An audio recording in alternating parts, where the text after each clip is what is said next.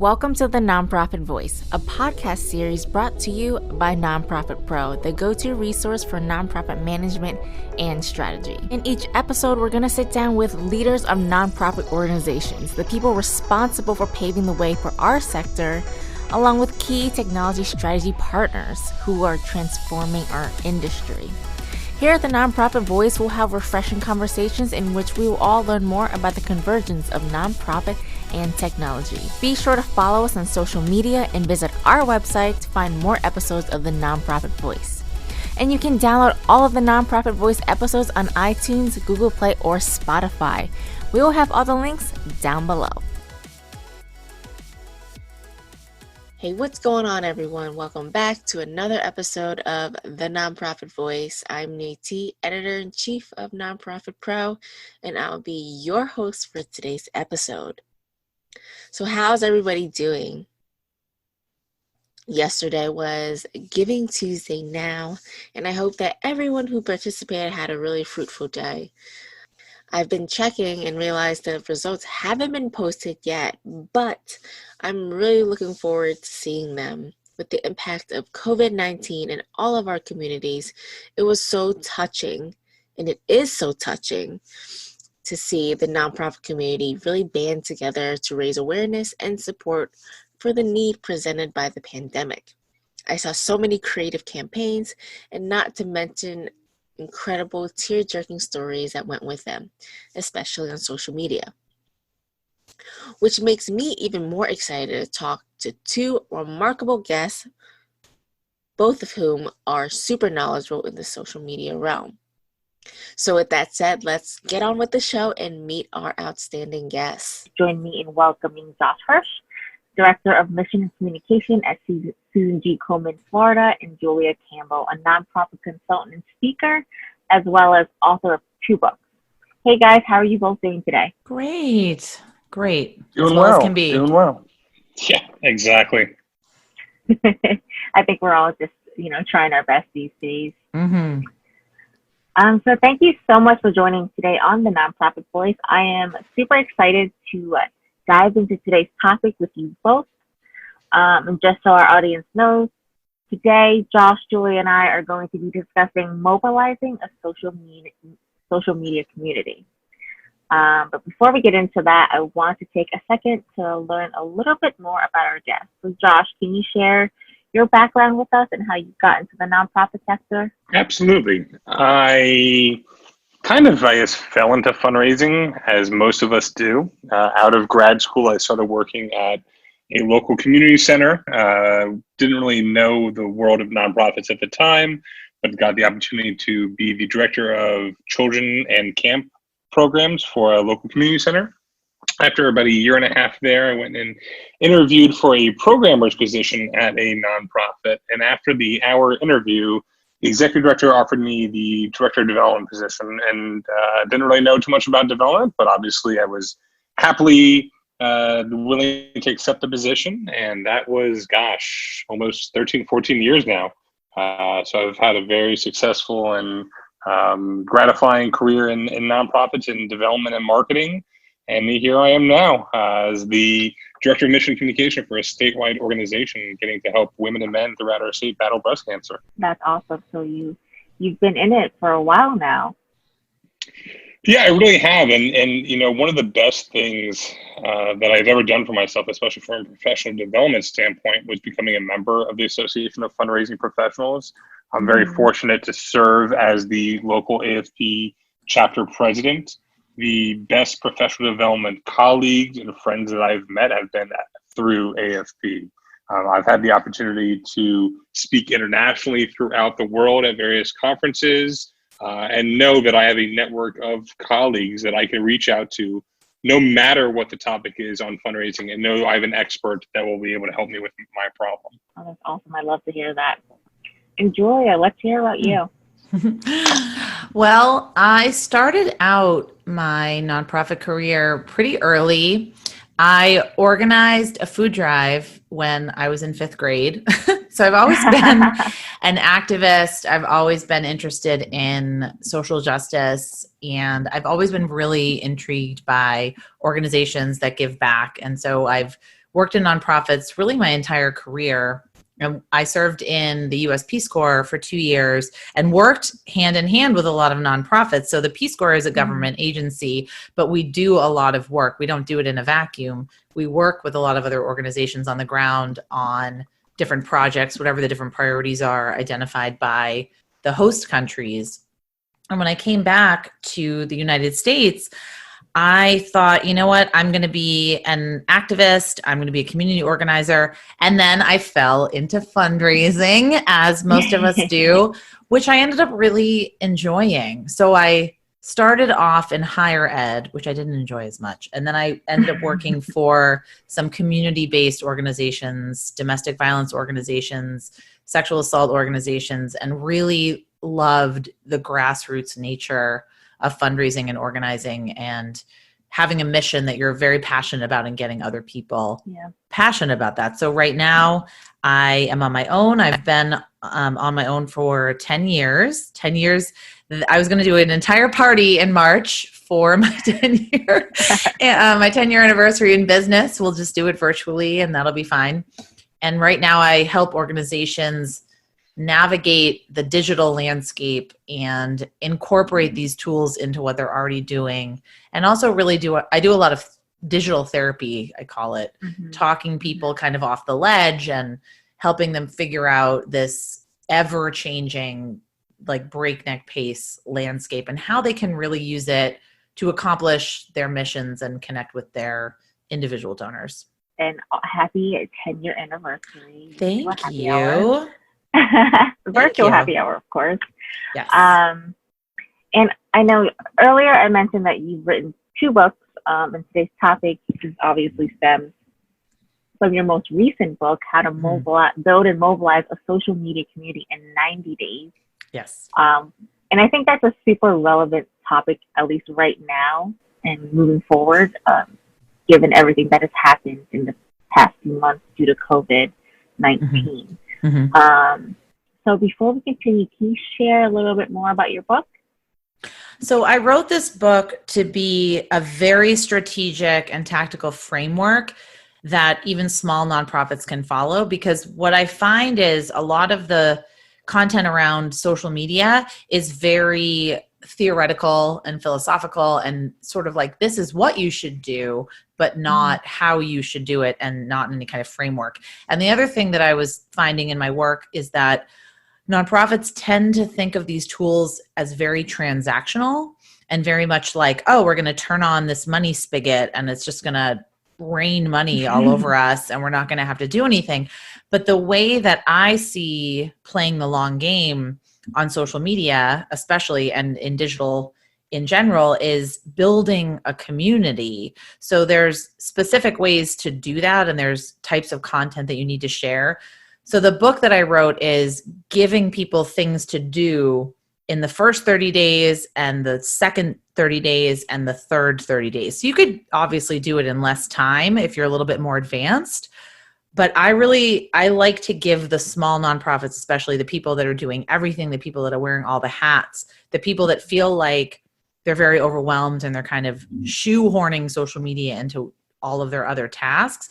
I wanted to give them something that they could say, okay, at the end of 90 days, if I do all of these activities and they're not overwhelming, and there's a whole worksheet that goes with it and a resource website that goes with it. But if we do this, at least we know we're on the right track and we're kind of, pushing the boulder up the hill, but we know we're not spinning our wheels and continually grasping at straws and like throwing things up and hoping that they stick. So that was really my intention in writing the book, because I write a lot of blogs and I do a lot of speaking, and I just feel like I wanted something that had all of the pieces, like a step-by-step guide. This is exactly what you need to do, in my experience, to be successful. Yeah, I love that. And I like how you really dive into it, because social media can, sound so simple, right? I think that's a big misconception,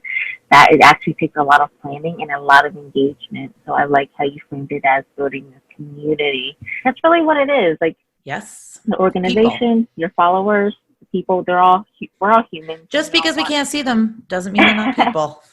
Exactly. I love that. So that kind of like brings me to my first question for you, Julia, which is, what are some best practices for building out an effective social media strategy? Number one is people.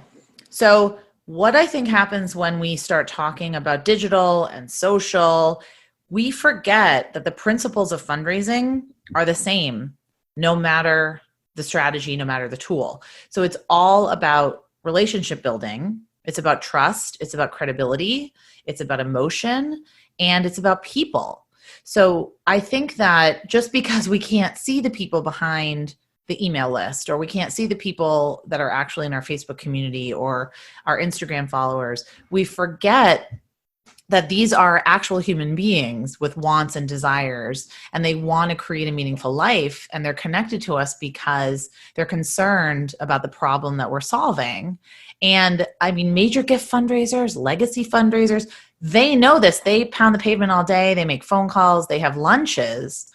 But digital fundraisers need to operate from that exact same mentality, that we need to understand our audience first and foremost. And we need to create that passionate community of people that feel as strongly about the cause and want this problem to be solved and want to spread the word to their fans and their family members. So I think we need to start not from a tools perspective, which is where I get a lot of calls, a lot of emails. How can I set up a Facebook fundraiser? How can I add the Instagram donate button? Do I need to be on TikTok? Do I need to be on Snapchat? And I always say you're starting with the wrong question, because if I just approached you in a grocery store, well, if I approached you in a grocery store right now, you probably run away. But if I approached you at a grocery store in the before times and said, where should I buy a house? You would say, what? Like, I need to ask you 10,000 questions before I can answer that, because it's not about like where you're buying the house. It's about you. It's about what do you want? And do you want the ocean? Do you want good schools? So you need to talk to your donors and your supporters in that way and truly understand their motivations and their desires. So I really strongly believe that the very first piece of your strategy, the first pillar, is people. And who is in your community? Who do you want to attract to your community? And what do they care about? That's such a great point, because I think oftentimes people in general, not just nonprofits, but they see something working for somebody else and they're like, yes. oh, I need to do that. I need to jump on that. I'm going to see everybody the same does amount of that. success. Mm-hmm. Yes. And that's not what it's about. It's exactly what you just said there, New. Everyone wants to jump on the shiny new object. And, for example, right now we've got TikTok, and TikTok's the shiny new object. So everyone's like, all right, well, let me jump on that trend, or let me jump on Snapchat. And it goes back to what Julia's saying about people. If your people in your community, and you have to, identify what your community is, identify what your target market. If your people, your community is not using that tool, or you're not having conversations around that platform, why are you going to invest your time and limited resources on it? As I always say, you should find where your people are and spend your time there. Invest your time and energy to do one or two platforms and do them really well. You can't be everything for everyone at all times. So really need to identify, as Julia said, your people and how can you best describe what you're trying to do for them. Yeah, that's great, Josh. And there are so many platforms to choose from these days. You got Facebook, you got Instagram, you said Snapchat, you said TikTok, there's Twitter, LinkedIn, YouTube. So, Josh, I want to pick your brain a little bit about how Susan G. Komen Florida has kind of chosen the platforms to concentrate on.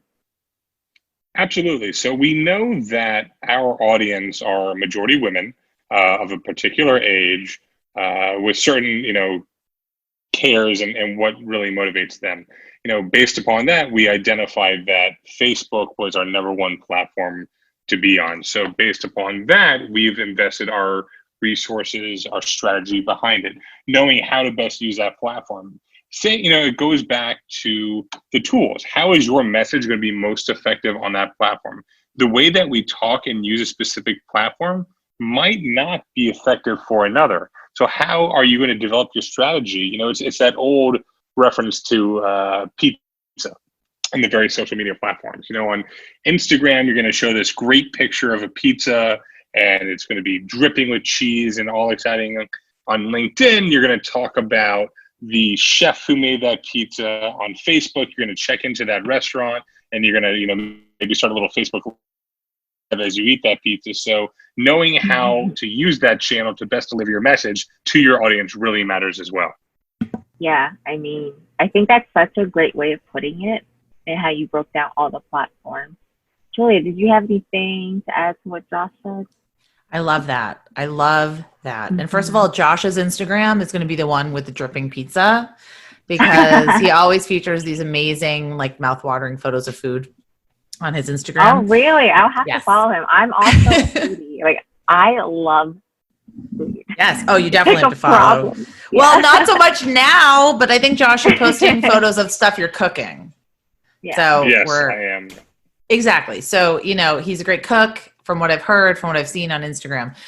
So I think he made a really great point where each platform needs to be looked at as a different country. So I always say this: you would not buy a guidebook for Germany if you're going to France. So you can't assume that everything you're doing on Facebook is going to be automatically able to be translated on to Instagram or Twitter or LinkedIn.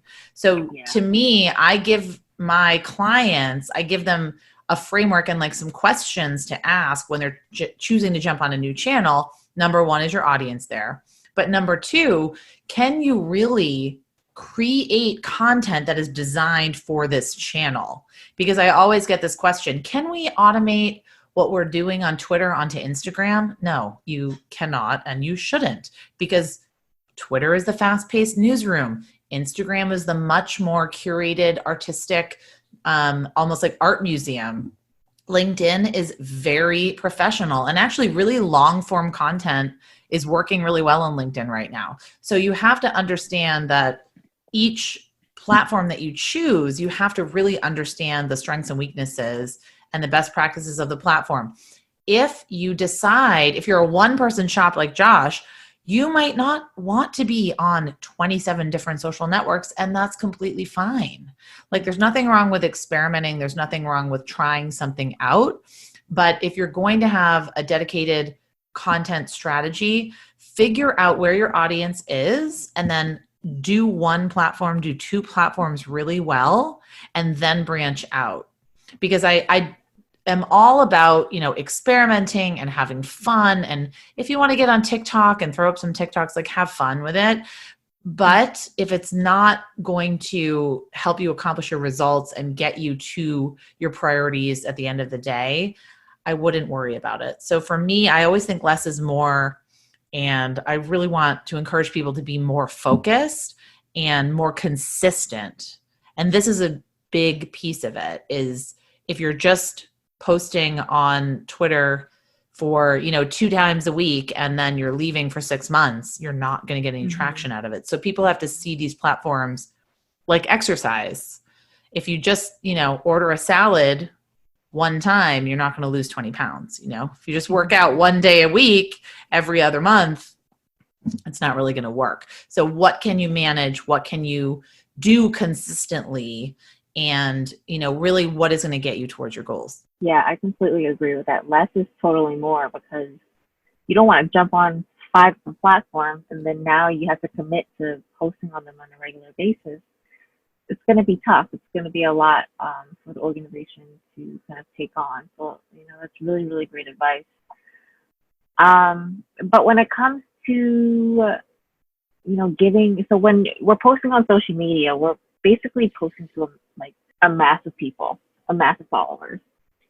So Josh, do you have any advice on how nonprofits can give supporters a personalized experience on social media? You want to develop your voice and tone. As an organization, yes, we are a business, but we don't always want to sound salesy. We don't always want to sound corporate. we need to find that connection with our audience and make them feel like they're the only ones in the room. So how are we going to do that? You're going to be personal. You're going to let people know that there is someone behind the computer that's, putting up that post, or someone that's actually out there to listen. If we're just constantly saying give, give, give, support our organization, that's not going to be what it is. You need to provide value and resources to your audience and make them realize that this is a organization that they want to support, not just from a financial perspective, but also from their limited amount of time. As you're scrolling through social, what messages does this organization have to share with me, and how is it going to impact what I care about? Excellent. And Julia? I think that we're all about personalized experiences. We're all, I don't want to say narcissistic, but if you turned on Netflix and it didn't remember the last 5 shows you watched, or if you turned on Amazon or you pulled up Amazon and it didn't remember, the last 5 things you searched for, you would be upset. So we're expecting that level of personalization and frictionless experience from our nonprofits, whether that's fair or not. It's the world that we're living in. So we're definitely driven by these consumer experiences that are shaping the way that we see digital and the way that we see social. So the way that nonprofits can kind of fit into this is, first of all, really understanding that it's not about us. And I get into this all the time, and Josh and I just got into this morning about Facebook fundraising. So there are pros and cons for sure to Facebook fundraising. And I would love to see more data and more studies done about, Josh and I were talking this morning about the long-term value of a donor that comes via Facebook, not necessarily a third-party donor. But we still need to open up these avenues to people and make them available, because it's a frictionless donating experience. So I get into these arguments with clients all the time, and I say, you could have Venmo in 2 minutes. You could have PayPal. You could accept Apple Pay and Google Pay. Look at the Salvation Army and what they did this past winter with their cashless kettles. They realized that nobody has cash on them anymore. I never carry cash ever. Yeah, I don't. And especially now, can you even imagine? We're going to be a totally cashless economy. Cash is so gross and dirty, and I don't want to handle it. And I certainly don't want to touch it right now. But we're going to go to a completely cashless economy. And Salvation Army, they rely on those kettles and they rely on those donations around, year end and around Christmas time. So what they did in several locations is they accepted Google Pay and Apple Pay, and you could just scan your phone. And I think those kind of adaptations to the way that we're living, those nonprofits, it's not easy. It's certainly not easy to change like a 300-year-old model, but those kind of adaptations and innovations to change the way that nonprofits fundraise or change the way that nonprofits interact with donors based on donor behavior and consumer behavior, that's what's really innovative and what's really exciting. And I see that as just being so necessary. And I know for small nonprofits, it's overwhelming. It can be overwhelming, but even just a little bite-sized piece of that, like try every day to meet your donors where they are, and where they are is on their phones and not using cash. And, I think that the whole mindset around this is the way we've done things forever needs to completely end. I completely agree more. I think the way that we will be interacting once we come out of what all of this is significantly going to impact the fundraising sector. The way that we solicit donations, the way that we interact with donors, everything is going to change. And if we're not actively thinking how can we make that change now, we're going to be left behind. Mm-hmm. Oh yeah, I couldn't agree with that more, Josh. And we've talked even on this podcast in a few episodes about how nonprofits need to give donors what they want and give them options, because a lot of them aren't going to have checks or cash, and they're going to prefer to do it on their phone or through digital wallets like PayPal or like Venmo or Apple Pay. So, that's a great point. And so I kind of wanted to address, the elephant in the room, Mm-hmm. COVID-19. Mm-hmm. How can we, at least during this time, how can nonprofits craft messaging to ask for donations? I know a lot of organizations are struggling on how to ask. And I don't know if you guys have any advice for them. Yes. So Josh, I'm going to start, but then I really want you to talk about your healthy at home stuff that Sure. you're doing at Komen, because I think it's amazing. So to me, I've said this a lot and I want to reiterate it. I think you should start with three things. Number one is compassion. Lead with compassion.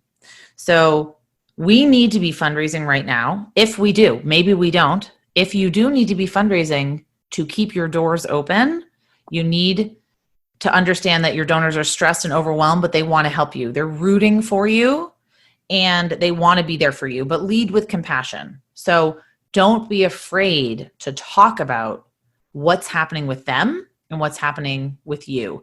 This makes nonprofits very uncomfortable. We don't like to be vulnerable. We don't like to talk about what's going on in the news. We just want to bury our heads in the sand and do our great work and have donations roll in. The problem is we can't do that anymore. So start from a place with compassion. Secondly, be incredibly clear about what you need and what you want. So don't give me 10,000 options and 50 decisions to make. Tell me. And I think the best example that I've seen is from an organization in Boston. They're called the Daily Table, and they are a food pantry.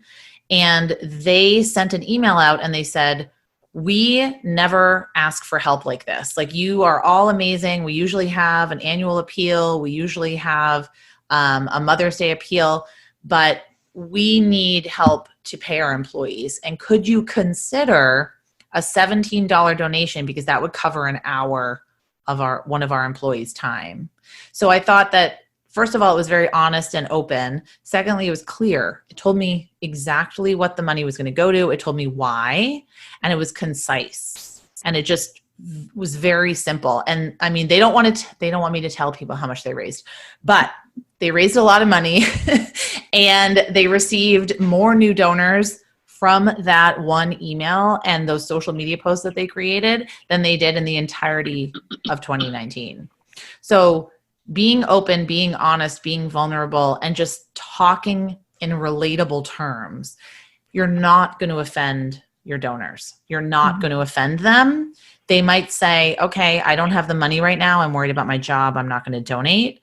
But they're not going to turn you away and shun you. And if they do, then I don't, maybe 1 to 2 will be offended that you asked them. But what the Daily Table saw, and they were very uncomfortable about sending out this appeal. They saw that the majority of people just either wrote, I wish we could donate. I'm so supportive of you. I'll give you money when I can, or gave money and said, I believe in this and I want to support you. So know that your donors are rooting for you and they support you. And this is the sense of community I'm trying to build. It's like there are people in the end of the email. It's not a transaction. They're not ATM machines or ATM machines. My husband gets mad at me when I say ATM machines, but they're not just, because it's redundant. They're not just these people that you can just constantly ask for things and never give back. They really have this sense of shared identity with you and your organization. So yeah, that's what I think. And I also call it ATM machines, Julia. So ATM machines. I know who doesn't. It's very 90s. Yes. But yeah, I think if you're coming at donors being very, very understanding of the situation, they're going to be understanding that you're also in a pickle and you need some help too. And if they can, they will. And Josh, I'm very excited to hear more about Healthy at Home. Can you share? Absolutely. We had originally have done Facebook Live as a way to provide educational materials to our community throughout the state. As a result of COVID-19, we've completely shifted our messaging and using Facebook Live to now create this educational series. Ways to provide information related to Obviously, it's all under that lens of breast cancer, but how are you going to stay healthy mentally? How are you going to stay healthy physically? How are you going to stay healthy nutritionally? So all these different aspects, we've been able to have various guests. And, what's so great now is with Zoom, we're able to bring guests in from all over the country and go live on Facebook to have them on and provide that information. So we've been doing about 2 or 3 of these a week, and now have, after we got a few under our belt, branded the series. We now have a landing page, and I'm starting to book guests 2 to 3 weeks out now, and it's really exciting for me because I'm getting to play TV producer and work with the guests, and then from the back and work on the technical aspect. But what it really comes down to is we're sharing mission-focused information during this crazy time that's beneficial to whether you're experiencing breast cancer personally or just going through being quarantined at home. All these topics we're covering are really beneficial to everyone. And now we're starting to see some of these segments turn into bi-weekly repeats. We're getting such great feedback. We're having other Komen affiliates around the country are starting to share our content and replicate our model. It's becoming really effective. At the same time, we're still asking for money. We realize that there's an immediate need right now for women and men battling breast cancer, especially going through treatment, with them, potentially being out of work or having to stay home as a result of having a compromised immune system. There's that financial need. So we have had a significant increase in calls towards to us for assistance and for help through our treatment assistance fund. So we are asking for money. We've done email appeals, we've done social appeals, all in conjunction with that, and a direct mail appeal. And it's working. We've had open rates that we haven't had in 24 plus months. We're getting engagements that we haven't had in forever. More so, we're getting donors that have lapsed from 10 plus years ago that are now giving to this campaign. And it's a chance for us and any fundraiser. Now's the time to be showing your stewardship, skills. Pick up those phones, call your donors, and don't ask for money. Just ask how they're doing. Just do a check-in and say, listen, we're here for you. Is there anything that my organization can help you with? They just want someone to talk to. And you'd be surprised how much this is going to make an impact on them when they think about what organizations really stepped up during this time. Yes. Yeah, that's so key right now.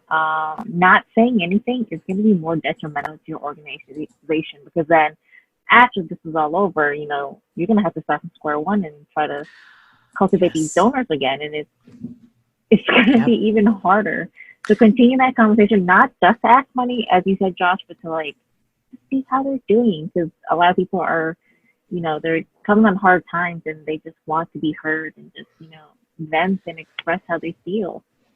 So I read a great blog. It's called Know Your Bone. No, it's called Know Your Own Bone.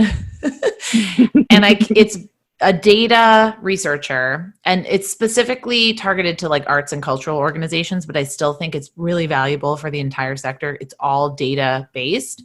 And she just published an article about why, even though arts and culture and museums and theaters and concert halls, and they're all closed, why they should be asking for money.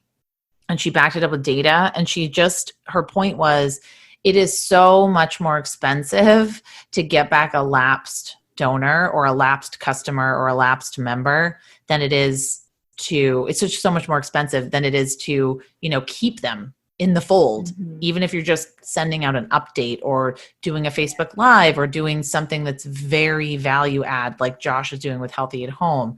So her point was, if you need data to show your higher ups and your board and your executive director the benefit of trying to fundraise right now and trying to communicate right now, it's absolutely backed up by data. It's so much more expensive to get a new customer, to get a new donor, and to reacquire a lapsed donor.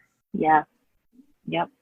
Yeah, I definitely agree with that. And Josh, going back to Healthy at Home, I think it's such good content that you're putting out, because mental and physical health is so important right now for people who are just kind of stuck at home. They're not able to go to the gym. They're not able to, maybe go see their therapist, and just having that kind of information on hand like that is probably helping a lot of your supporters, which they probably absolutely use a lot. Yeah, it's so needed. We're doing one next week on, so obviously it's a great way for us to leverage our relationships. You know, we don't have sponsors at Students Can Become in Florida. We have partners. And it's a way to take these partnerships and highlight the work that we're doing together. So we're able to bring in those medical partners, you know, and have their doctors talk about how it's affecting them.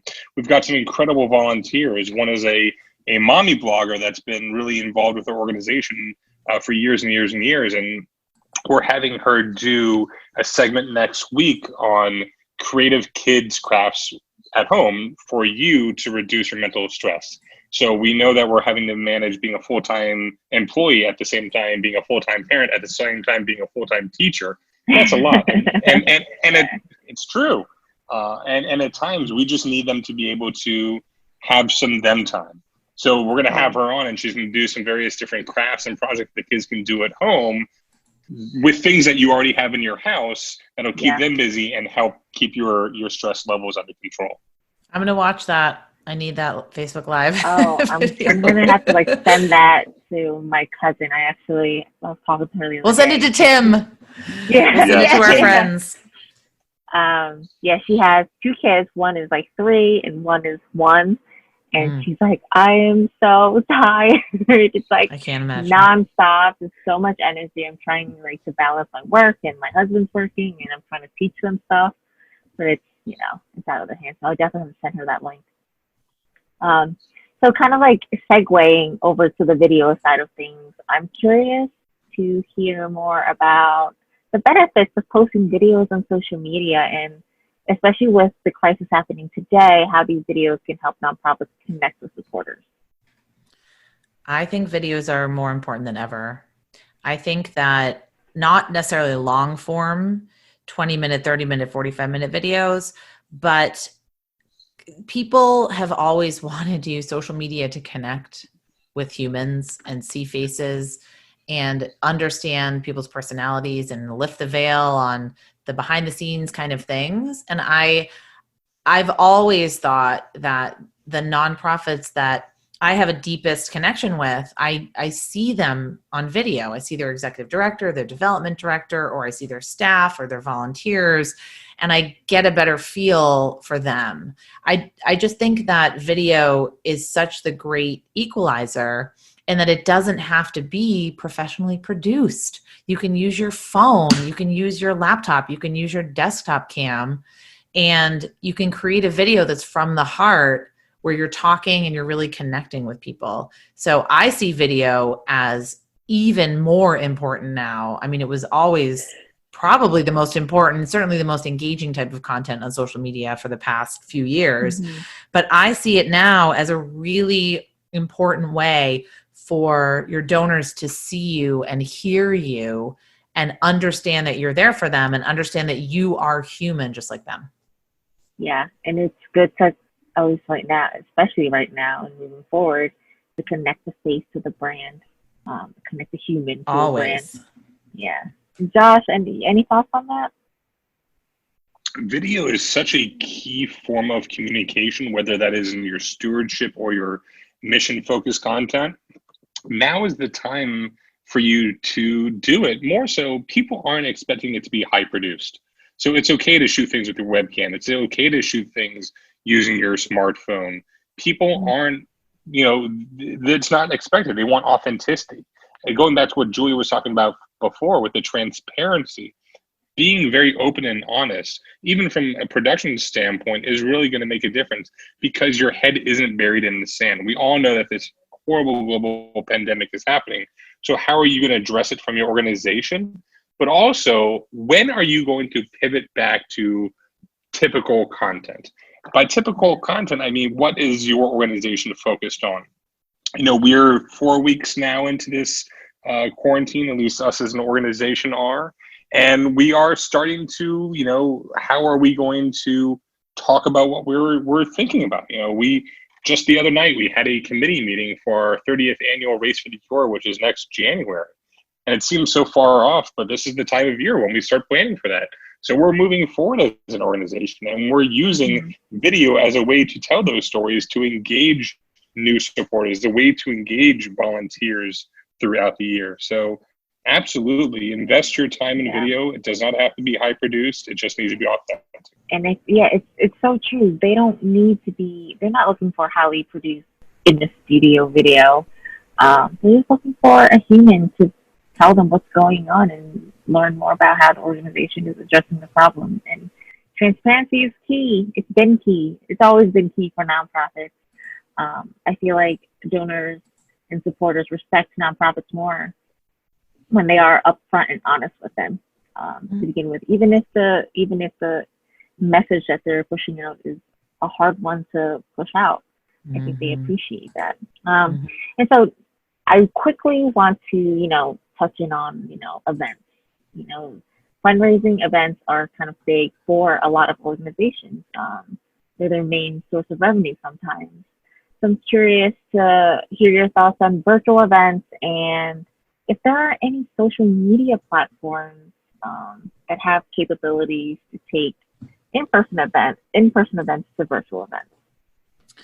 I think with virtual events, you just need that same engagement strategy that you were going to have on the ground. And I know, Josh, it's killing you because you've got all of these races and all these walks. But what I usually tell people is you have to try to translate that into a virtual function at this point. So if you're like the March of Dimes and you rely on those walks, if you're like the Walk for Hunger, a lot of events really rely on these in-person gatherings, but they have to go virtual now. So you need to figure out, like, you have to have your steering committee, your events committee come together and discuss what are the best things about this in-person event that we can kind of transfer over. And I think involving as many people as possible in this transition, because like I said before, everyone is rooting for you to succeed. Your people that have the walk, they have the walk teams. I just actually got an email this today. Hawk, Help for Abused Women and Children, where I live in Salem, the domestic violence shelter. They have a huge walk for Hawk in October, Domestic Violence Awareness Month, and they're already deciding to transition it virtually. And so I think getting ahead of things a little bit and telling people and being honest with them and then giving them options, but letting them know that this is a work in progress and this is a journey. And it's not just like you can flip a switch and have all of these events automatically transfer to virtual seamlessly. So being open and honest about that, but then also exploring the tools and technology available. I mean, Zoom and YouTube, and I've seen a lot of schools and a lot of other people that are having virtual fundraisers, virtual auctions, and they're putting them on YouTube, they're putting them on Facebook, and they're still having that great result. But I do think managing expectations and bringing people along this learning journey with you as you are transitioning to this new way of living. I mean, Josh is an actual event planner, so I do want to hear what he has to say too. Yeah, I'm dying to hear it from like a nonprofit perspective. Well, we had, we're experiencing this right now. So 48 hours before a major event of ours in Central Florida, this was mid-March as things were starting to get really bad. We realized that it wasn't safe to hold this event before there was a stay-at-home order. So we had to pull the trigger and postpone that event. Fast forward 4 weeks, and here we are needing to put closure on this event so we can acknowledge and thank all of our partners, acknowledge and thank all of our fundraisers and participants. So we are creating a virtual opening ceremonies to the event. And what that's going to be is using Zoom and Facebook Live. We'll create a Facebook event and we'll then broadcast this Facebook Live into that event on the day of, which is going to be the beginning of May. It's going to be a mixture of live broadcasts with our MCs who are on-air news personalities from the market up there in Central Florida, mixed in with pre-recorded video messages from survivors and breast cancer thrivers from various partners who are, kind of taking what the actual in-person event would have been from an opening ceremony standpoint and transitioning that into a virtual appeal. We're sending out what we call our wraps to all registered participants. We're going to encourage them to get dressed in their team race shirts that day and break out their wraps. And at the end of this 15-minute or so opening ceremonies, we're going to have the call to action to go out and walk 3,040 steps, which equates to the number of women who pass away each year from breast cancer in the state, and really still have that camaraderie, still have that tribe sense, but in a virtual component throughout the state. So, we're all learning. There's no right or wrong. You have your traditional virtual event conference, which is basically webinar after webinar after webinar, but we need to still have a way to create that sense of tribe and community. And this is what we've developed, and we certainly hope it'll be a successful event, and we know that people will want to participate. Yeah. I think the most important part is that you guys are doing it, you guys are trying to make the best of the situation, which is a pretty horrible situation, and it's affecting everybody in the world. So as long as you're putting your best foot out there and just trying to serve your community, I think they couldn't ask for anything more. All right. So I like to close out my podcast by asking a very hard question for my guests. So Josh, I'll let you start. What's one piece of advice that you would give to nonprofits listening in today? Something that I always say, no matter the time of year, no matter what's going on, as an organization, we want to listen and engage with our supporters. If we are just constantly putting out content or constantly going forward with our own strategy and not being reactive to what the community needs, then we're doing a disservice to our supporters. So I would say listen and engage. Yeah, love that. Julia. My piece of advice I can't take credit for because I saw it in a tweet, but I say it every single day. You are not working from home. You are home in a crisis trying to work. Yeah. Yep. Be easy on yourself. Give yourself grace. You're doing your best. And this is not the time to maybe start 27 new initiatives and adopt 97 new platforms. Maybe that's how you escape, and maybe that's how you deal with what's going on. But what I just agree with Josh. Do what you do well. Connect with the people that love you and know you and have raised their hands and said they want to hear from you and they want to be engaged with you, and continue to bring them on this journey. I mean, they're humans. They're going through this too. So lead them on this journey and let them have those opportunities to help you. I love that. Well, awesome. So that about wraps it up for today's episode. I want to take a second to thank our listeners for listening on today's episode. And Josh and Julia, I had so much fun, and it's been an absolute pleasure having you both on. Thank you so much for joining me today on the Nonprofit Voice and sharing your insights and expertise on building a social media community. Thank you. Thank you. And so on behalf of Nonprofit Pro, I'll see you on the next episode of the Nonprofit Voice. Have a great day, everybody.